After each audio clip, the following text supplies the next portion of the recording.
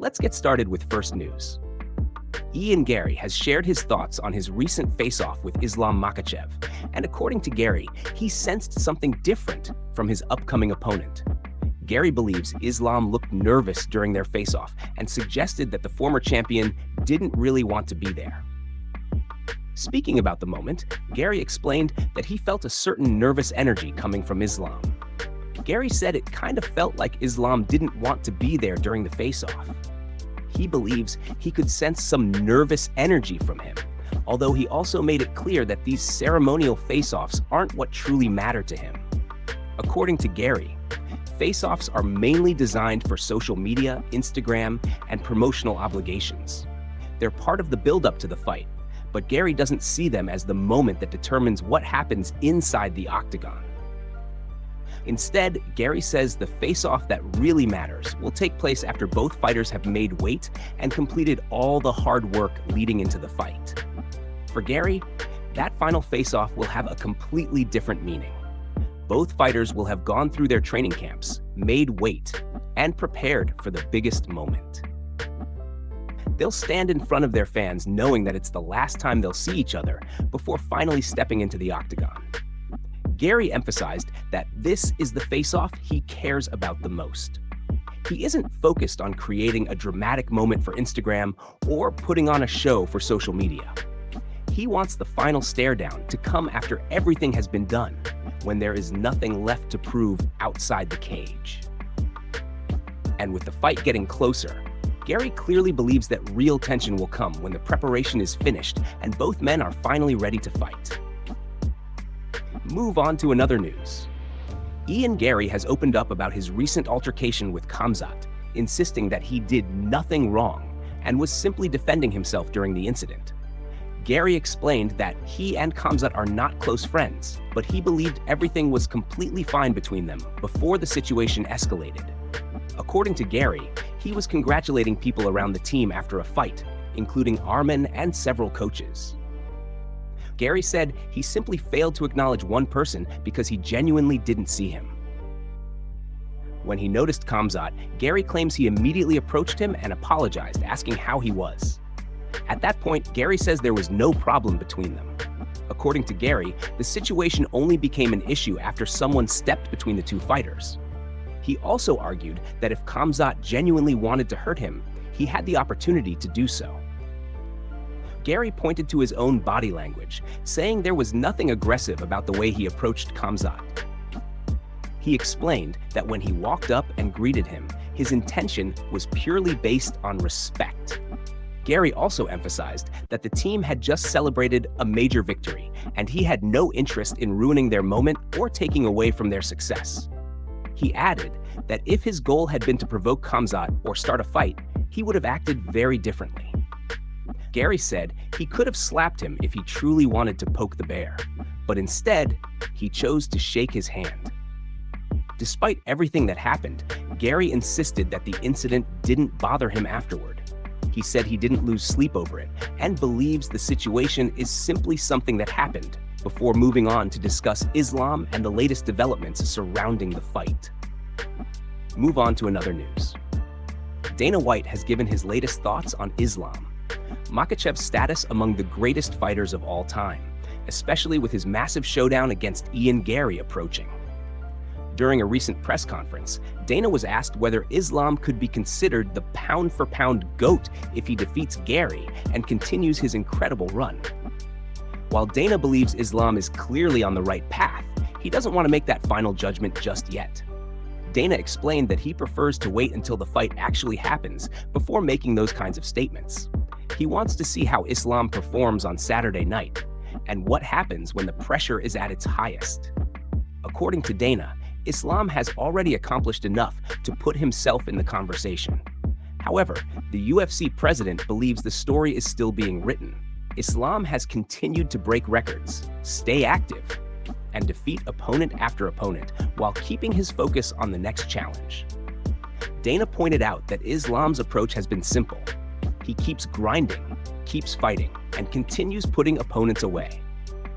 If Islam eventually reaches a point where he decides that he's finished with the sport, That's when everyone can step back and properly evaluate his entire career. Dana believes Islam has all the necessary qualities to become one of the greatest fighters ever. His accomplishments, consistency, championship success, and ability to continue competing at the highest level have already placed him on an impressive trajectory. Still, Dana doesn't want to get ahead of himself. He emphasized that the conversation about Islam's all-time ranking should happen after Saturday night's fight. If Islam delivers another dominant performance against Ian Garry and adds another major victory to his resume, his case for being one of the greatest fighters in MMA history could become even stronger. Dana also mentioned Islam's record-breaking achievements and suggested that another impressive performance could significantly change how people view his place in the sport's history. For now, Dana's message is simple. Watch the fight, see how Islam performs, and then judge where he belongs on the greatest of all-time list. With so much at stake, Islam has another opportunity to strengthen an already remarkable legacy. Move on to another news.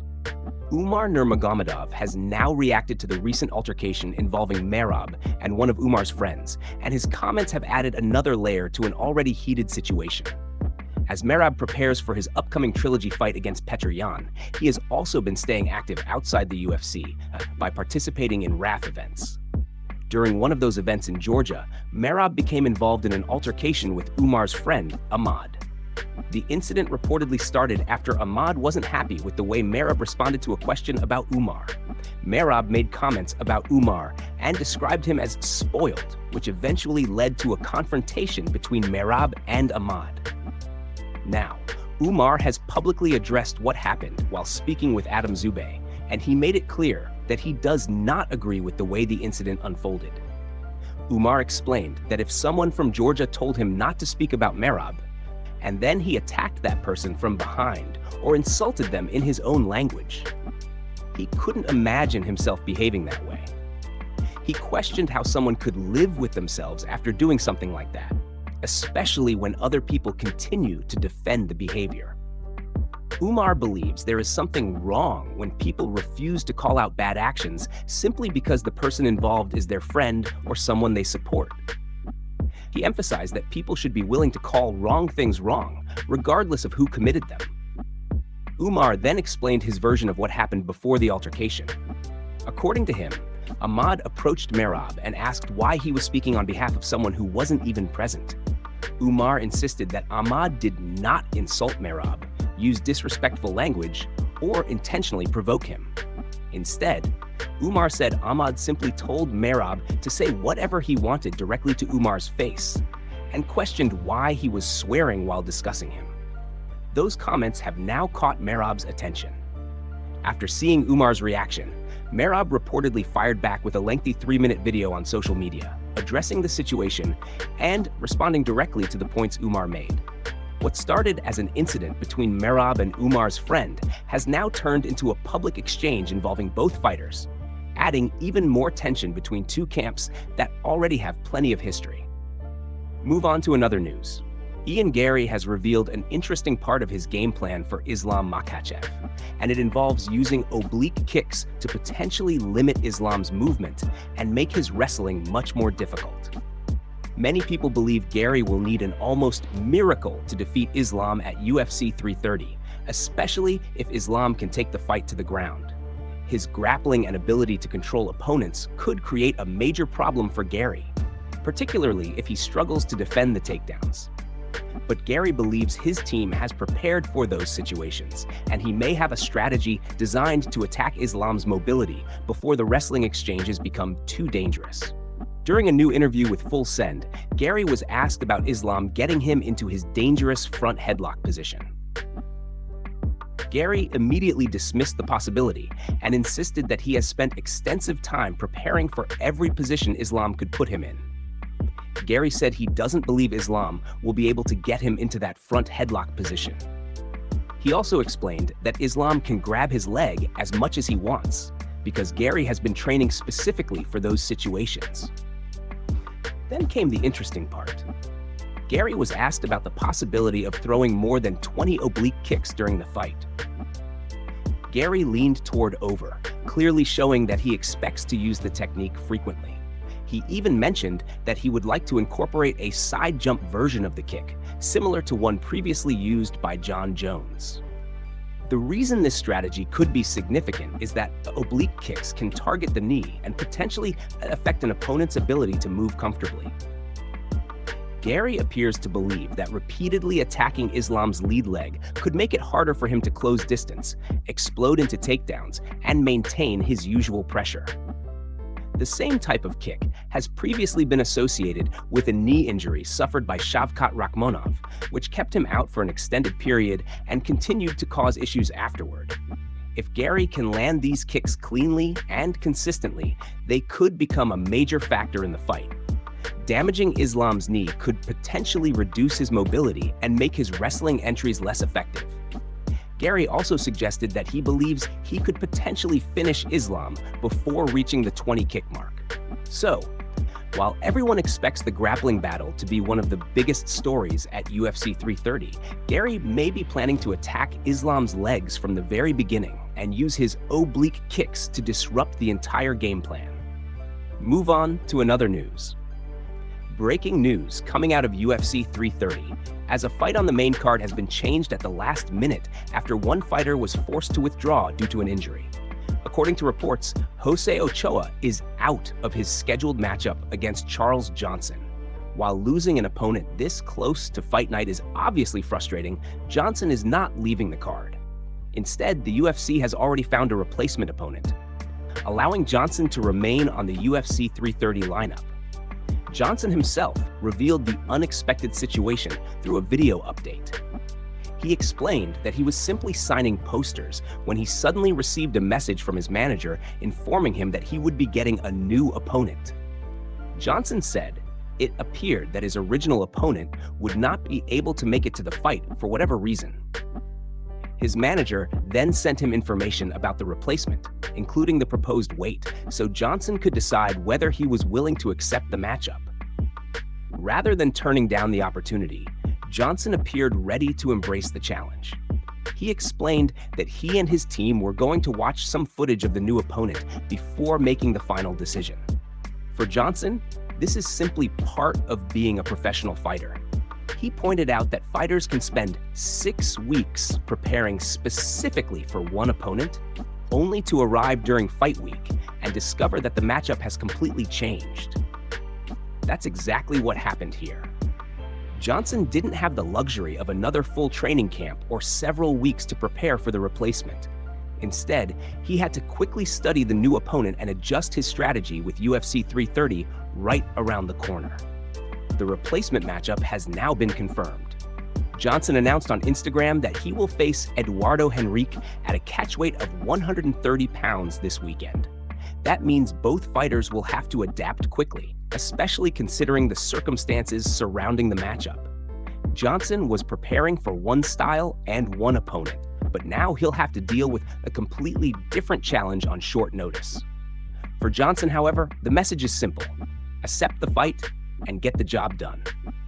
The last-minute change adds another interesting storyline to UFC 330, and with Johnson staying on the card despite losing his original opponent, fans are now set to see how he performs against Eduardo Henrique under these unusual circumstances. Move on to another news. Joe Rogan has once again voiced his frustration with the UFC, but this time, he's focusing on the way fighter contracts are structured and how win bonuses can impact a fighter's earnings.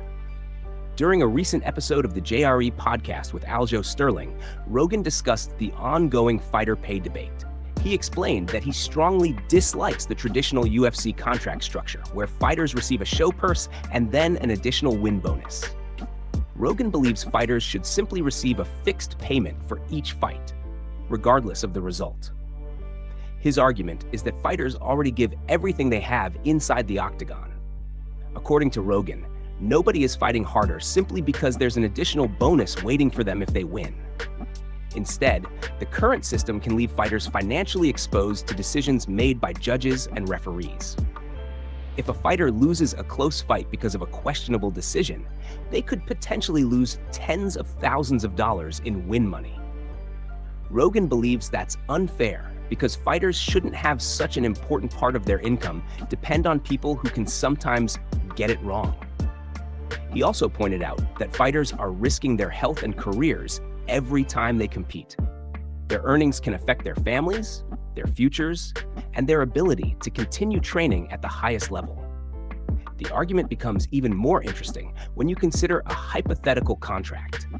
If two fighters are guaranteed $20,000 to show and another $20,000 to win, the UFC could instead offer each fighter a guaranteed $30,000 for competing. That would give fighters more financial security up front while still keeping the overall cost relatively similar. UFC contracts have improved in several areas, including fighter pay and protections related to certain injuries. However, critics argue that much of the increased money has gone toward the biggest stars, while lower-level fighters may still struggle. Rogan's main point is that fighters shouldn't have to risk losing a significant portion of their income because of a bad decision, referee mistake, or another factor outside their control. His comments have added even more fuel to the ongoing debate surrounding UFC fighter pay and whether the current contract system is truly fair.